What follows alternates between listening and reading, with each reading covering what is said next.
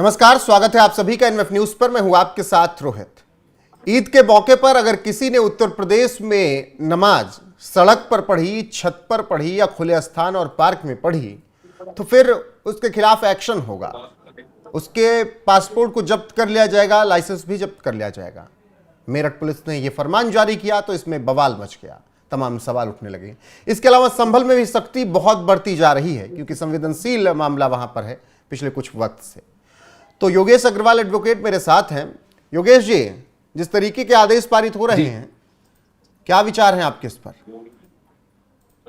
देखिए, बिल्कुल मुझे लगता है कि इन चीजों की बहुत जरूरत है हमारे देश में। मैं ये नहीं बोल रहा हूँ कि ईद के पर्व को ना मनाया जाए, बिल्कुल मनाया जाए, लेकिन इनको शांतिपूर्वक कराने के लिए इस तरह के प्रशासन को सख्त होने की बहुत जरूरत है। क्योंकि बार बार ये चीजें देखने में आई है, जब भी ये लोग रोड पे इकट्ठे होते हैं और ठीक है, अपनी नमाज पढ़नी है, बिल्कुल पढ़िए नमाज, लेकिन रोड पे किस लिए पढ़नी है नमाज? रोड जो है वो परिवहन को सुचारू रूप से चलाने के लिए है। अगर रोड के बैठ करके नमाज पढ़ेंगे तो पूरी पूरी सिटी के अंदर चक्का जाम हो जाएगा, लोग अपने डेली रूटीन से डिस्टर्ब होंगे। तो इनको यही बोला जा रहा है कि आपको रोड पे बैठ के नमाज नहीं पढ़नी है, आप मस्जिदों में जाओ, अपने घरों में नमाज पढ़ो, आपको इबादत करनी है, कीजिए, किसी ने मना नहीं करा है। लेकिन अगर आप किसी दूसरे आदमी को डिस्टर्ब करोगे तो वहां पर समस्या है और वहां पर फिर प्रशासन अपना काम करेगा। तो प्रशासन ने अब सख्ती दिखानी शुरू कर दी है, क्योंकि दिन पे दिन जिस तरीके का माहौल बनता जा रहा है, अब तो ऐसा देखा जा रहा है में रोड पे रस्तों में ऐसी जगहों पर बैठ करके अपनी नमाज पढ़ना शुरू कर देते हैं, जिससे आने जाने वाले लोगों को बहुत तकलीफ होती है। अभी आपको मालूम होगा, पिछले कुछ टाइम पहले इंदरलोक के अंदर एक मामला आया था जहां पर एक सिपाही को वहां से सस्पेंड कर दिया गया था। वो मामला भी रोड पे नमाज पढ़ने का था। हर शुक्रवार को अगर आप दिल्ली के इंदरलोक इलाके से निकलेंगे तो लंबे लंबे जाम लग जाते हैं, घंटों घंटों तक गाड़ियां नहीं निकाल पाते हैं। तो बात ये नहीं है कि इनको नमाज पढ़ने से मना करा जा रहा है, नमाज पढ़ने से किसी को मना नहीं करा है। ऐसा क्यों होता है कि एक इलाके के अंदर एक मस्जिद है तो वहां पर डिफरेंट इलाकों से भीड़ जुटाई जाती है, खाली अपने आप को दिखाने के लिए, देखो हम कितने हैं, यहाँ पर गिनती में कितने लोग हैं।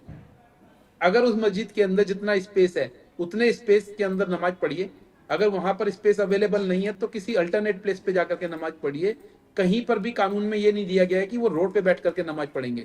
रोड पे बैठ करके नमाज पढ़ने का क्या मतलब है, ये मेरे को समझ में नहीं आता है। और अगर यूपी सरकार ने इसके अंदर ये फैसला लिया है कि अगर रोड पे कोई नमाज पढ़ेगा तो उनके पासपोर्ट जब्त कर लिए जाएंगे या उनके ऊपर सख्त से सख्त कार्रवाई होगी। देखो, पासपोर्ट जब्त कर लिए जाएंगे, किस कानून के तहत पासपोर्ट जब्त करेंगे ये तो मेरे को भी नहीं समझ में आ रहा है, लेकिन सख्त से सख्त कार्रवाई इसलिए होगी कि प्रशासन अपना सुचारू रूप से काम कर सके और कोई भी वहां पर डिस्टरबेंस ना हो, कोई अराजकता ना फैले। क्योंकि बहुत सारे सेंसिटिव एरिया बन गए हैं यूपी के अंदर, जैसे संभल है। संभल की पिछली मस्जिदों के मामलों में आने के बाद तो संभल हमेशा हाईलाइट में रहता है। अगर वहां पर इनको रोड पे नमाज पढ़ने का मौका दे दिया जाएगा तो वहां पर दंगे होने के चांसेस बढ़ सकते हैं। तो ऐसी स्थिति में अगर पुलिस कोई भी इस तरह का डिसीजन ले रही है, प्रशासन कोई भी इस तरीके का डिसीजन ले रही है, तो मुझे लगता है वो कहीं ना कहीं शांतिपूर्ण तरीके से इस पर्व को मनाने के लिए ठीक डिसीजन लिया जा रहा है। और मुझे लगता है इस समुदाय को इसके साथ अपना पक्ष रखना चाहिए और मुझे लगता है उनको सरकार का साथ देना चाहिए और ऐसी जगहों पर जहां पर पब्लिक को डिस्टरबेंस ना हो वहां जाकर के नमाज पढ़े और अपने इस पर्व को मनाए। आपने कहा कि भीड़ की जुटाई जाती है दूसरे मस्जिदों में बुलाकर लोगों को, तो मुझे याद आता है ज्ञानवापी वाराणसी का, जहां पर जब फैसला हो रहा था, सुनवाई चल रही थी कोर्ट में, तो जब अगर शुक्रवार या बृहस्पतिवार को सुनवाई होती थी कोर्ट में, तो शुक्रवार की जो नमाज होती थी उसमें लोग पूरे देश के हिस्से से आते थे। जी, बहुत भीड़ उमड़ती थी वाराणसी में। देखो, अब यहाँ पर अगर पासपोर्ट जब्त करने की बात करी जा रही है तो एक चीज ध्यान रखिएगा रोहित जी, यहाँ पर पासपोर्ट जब्त करने की बात की जा रही है। पासपोर्ट तो उसी का जब्त करा जाएगा जिसके पास पासपोर्ट होगा। तो इसका मतलब ऐसा भी हो सकता है कि हमारे देश में ईद मनाने के लिए बाहर की ताकतें भी हमारे देश के अंदर शिरकत करें और यहाँ के माहौल को डिस्टर्ब करने का एक उनको मौका मिल सकता है। तो कहीं ना कहीं उत्तर प्रदेश सरकार ने इस चीज को ध्यान में रख करके इस तरीके के फैसले लिए हैं। तो पासपोर्ट तो उन्हीं के जब्त हो सकते हैं जिनके पास पासपोर्ट होंगे। नहीं, ये पूरे यूपी में ऐसा नियम नहीं है योगेश जी, केवल मेरठ पुलिस ने ऐलान किया है। तो ऐसे में मेरठ प्रशासन का ये, हाँ, लेकिन तो आपने ये बहुत बढ़िया जिक्र किया कि अगर बाहर से लोग आएंगे ईद मनाने के लिए, क्योंकि संभल में हम सब ने देखा कैसे शारिक साठा गैंग ने वहां पर आतंक मचाया, एक आतंकी गतिविधियां वहां से चल रही थी। शारिक साठा जो कि दुबई में बैठा हुआ है, तो क्या इन्हीं सब चीजों को ध्यान में रखते हुए मेरठ प्रशासन ने ऐसा फैसला लिया है जो आप जिक्र जरूर कर रहे हैं? कोई ना कोई इंटेलिजेंस ब्यूरो के पास इस तरह की कोई लीड होगी जिसके अंदर इस तरह की कोई चीज निकल के आई होगी कि मेरठ के अंदर कोई ऐसी डिस्टरबेंस हो सकती है ईद के मौके पे। तो इसीलिए पुलिस ने अपनी शक्ति दिखाई है और इस तरह के ऑर्डर पास करे हैं। ठीक है, मैं मानता हूँ कानूनन रूप में ये कहीं भी ठीक से नहीं लग रहा है कि अगर कोई पर्सन रोड के ऊपर नमाज पढ़ रहा है तो उसका पासपोर्ट जब्त कर लिया जाएगा। ये कहीं से भी लीगली तो मेरे को कहीं टेनेबल नहीं लग रहा है। लेकिन ठीक है, अगर प्रशासन को शांति बनाए रखने के लिए कोई ऑर्डर पास करना है तो प्रशासन ऑर्डर पास करेगा और मुझे लगता है इसमें कोई समस्या भी नहीं है। अगर कोई चीज शांतिपूर्वक तरीके से किसी प्लेस पे बैठ करके हो सकती है तो रोड पे उतर के आना क्यों है? वही नमाज आप घर में बैठ के पढ़ सकते हैं, वही आपको रोड पे पढ़नी है। तो नमाज को तो आप घर में भी अदा कर सकते हैं। मैं तो ये नहीं कह रहा हूँ रोड पे इकट्ठा होना जरूरी है। ठीक है, आपको पर्व मनाना है बनाइए, लेकिन जो लिमिटेशंस है उसके अंदर रहिए। अगर आप लिमिटेशंस को तोड़ेंगे तो दिक्कत तो आएगी इसके अंदर। लेकिन जिस तरीके से सख्ती बढ़ती जा रही है उसके बाद तमाम तरीके के विवाद भी शुरू हो रहे हैं। कहा जा रहा है कि प्रशासन एक तरफा कार्रवाई कर रहा है। नहीं, एक तरफा देखिए, एक तरफा कोई कार्यवाही नहीं है। मैं फिर बोल रहा हूँ क्योंकि इस टाइम माहौल ठीक नहीं है यूपी के अंदर। कहीं ना कहीं ये चीजें अब जब से संभल का ज्ञान वापी का ये मामला चल रहा है तो कहीं ना कहीं चीजें सारी डिस्टरबेंस क्रिएट होने के चांसेस होते हैं। और किसी भी पर्व को पूरे तरीके से शांतिपूर्वक तरीके से मनाया जाए, इसी के अंदर प्रशासन का पूरा उनकी जान लगती है। वो अपना पूरी कोशिश करते हैं कि इस पर्व को पूरे तरीके से शांतिपूर्वक तरीके से निकाल दिया जाए।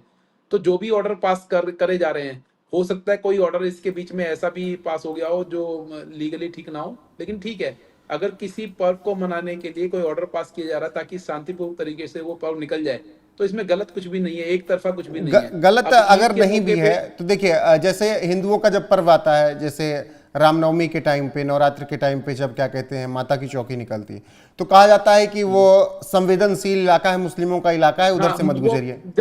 जब वो कहते हैं मुस्लिम बहुल इलाकों से नहीं निकालो रैली, तो वो भी तो कहा जा सकता है कि एक तरफा है, जबकि देश तो हिंदुओं का ही है पूरा। अब ऐसी बातें क्यों होती हैं? हिंदुस्तान के अंदर रह करके भी हिंदुओं को अपने पर्व मनाने के लिए, अपने प्रोसेशन निकालने के लिए ये देखा जाए कि ये कौन सा बहुल इलाका है। वो प्रोसेशन निकालते वो पहले डिमार्केशन करें कि ये इलाका हिंदू बहुल इलाका है, ये इलाका मुस्लिम बहुल इलाका है, हम यहाँ से इस प्रोसेशन को निकालेंगे। अरे अपना काम कर रहे हैं, उसके अंदर दिक्कत ही क्या है? और मैं बोल रहा हूँ यहाँ पर इनको कभी भी अपना पर्व मनाने के लिए मना नहीं किया गया। कीजिए, ईद मनाइए, नमाज भी पढ़िए, लेकिन शांतिपूर्वक तरीके से। रोड पे आने की क्या जरूरत है? अगर रोड पे आओगे तो उससे डिस्टरबेंस क्रिएट होगी। तो जहां पर भी स्पेस अवेलेबल हो प्रशासन बताएगा। उनको हो सकता है पार्क दिला दिए जाए कि पार्क में बैठ करके आप अपनी नमाज पढ़ लीजिए। कम से कम नहीं, ट्रैफिक अब जैसे आपने पर्व मनाने का लिए रोक नहीं है योगेश जी, लेकिन देखिए संभल में मसूद गाजी की याद में जो नेजा मेला लगता था उस पर रोक लगा दी गई। प्रशासन ने कहा कि ये कोई मेला वाला नहीं लगेगा अब यहाँ पर किसी भी आक्रांता की याद में। तो ये लोग भी तो ऐसे पर्व और ऐसे त्योहार, ऐसे मेले लगा रहे हैं जिस पर सवाल उठने शुरू हो जाते हैं। नहीं, देखो, संभल की बात इसलिए नहीं करूंगा, संभल इस टाइम सेंसिटिव एरिया के अंदर चल रहा है। संभल के अंदर जो विवाद चल रहा है वहां पर किसी भी टाइम दंगे होने के चांसेस हैं। तो वहां पर प्रशासन ने खाली ऐसा नहीं है कि मुस्लिमों के पर्व को रोका है, वहां पर हिंदुओं के पर्व पे भी रोक लगाई है। कहीं ना कहीं उनको भी लिमिट करने को बोला है। चाहे वो होली का पर्व हो, उस टाइम पे भी ये बोला गया था कि एक लिमिटेड टाइम तक आप वहां पर होली मनाएंगे, उसके बाद मुस्लिमों को अपनी नमाज अदा करने का समय देंगे। तो ये सारी चीजें दोनों पक्ष के लिए चल रही है, एक तरफा कार्यवाही नहीं है।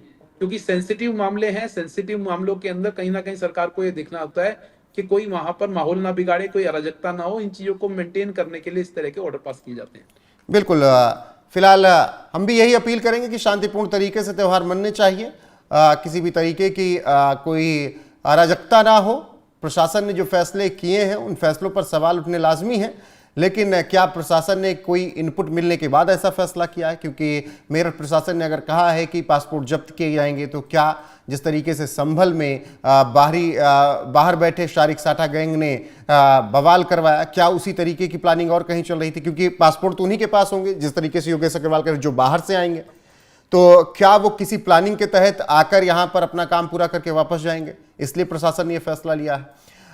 फिलहाल ईद मनाने की तैयारी है। रमजान अपने अंतिम कुछ दिनों में है और जब ईद होगी यूपी में तो पुलिस के पहरे में मनेगी ईद। और ऐसे में योगेश अग्रवाल ने जो बातें कही उस पर आपकी राय क्या है, कमेंट में जरूर बताइएगा। वीडियो को शेयर कीजिएगा, लाइक कीजिएगा, चैनल को सब्सक्राइब करना ना भूलिएगा। बने रहेगा हमारे साथ। नमस्कार।